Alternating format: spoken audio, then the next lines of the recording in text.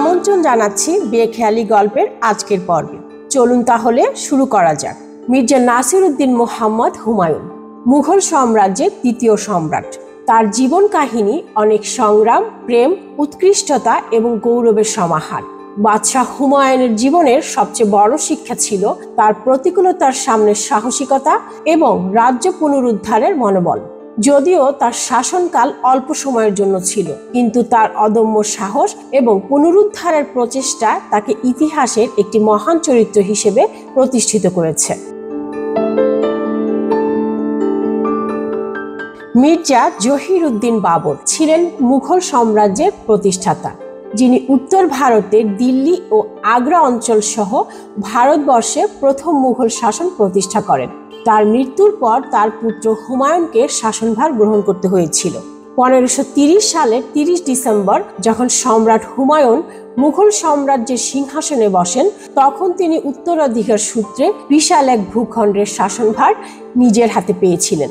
হুমায়ুনের সিংহাসনে আরোহণের সময় মুঘল সাম্রাজ্যের ভূখণ্ডগুলোর ভেতরে মধ্য এশিয়ার বলখ, বাদাখশান, কান্দুজ, হিন্দুস্তানের পাঞ্জাব, মুলতান, বিহার, গোয়ালিয়র, ধোলপুর, চান্দেরি, বায়ানা আর বর্তমান ভারতের উত্তরপ্রদেশ উল্লেখযোগ্য।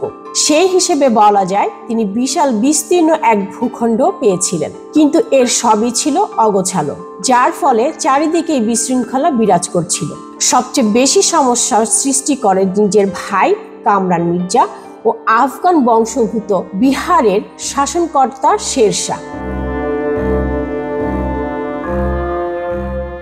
শেরশাহ সম্রাট বাবরের অনুগত থাকলেও বাবরের মৃত্যুর পর হুমায়ুনের বিরুদ্ধে বিদ্রোহ করে বসে। 1530 থেকে 1540 সাল পর্যন্ত শেরশাহর সাথে হুমায়ুনের অনেকগুলো যুদ্ধ সংঘটিত হয়, কিন্তু 1540 সালের কনৌজ যুদ্ধে হুমায়ুন সম্পূর্ণরূপে পরাস্ত হয়ে সিংহাসন হারান।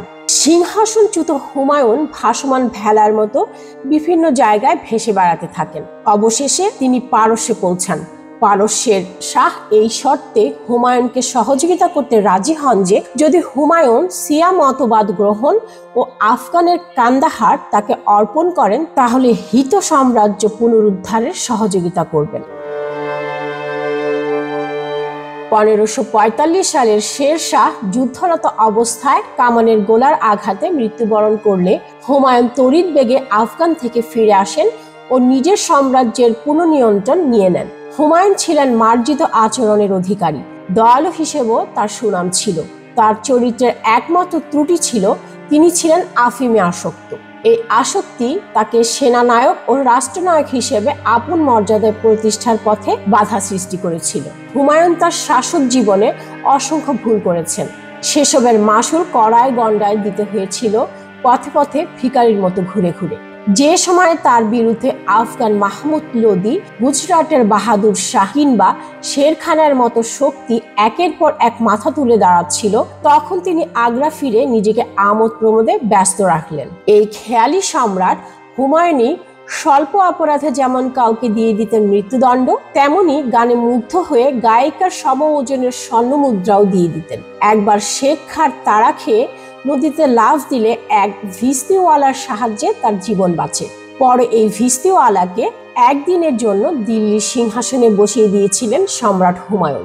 অবশ্যই পরে এজন্য হুমায়ুনের ভ্রাতা মির্জা কামরানের হাতে জীবনও দিতে হয়েছে ভিস্তিওয়ালাকে।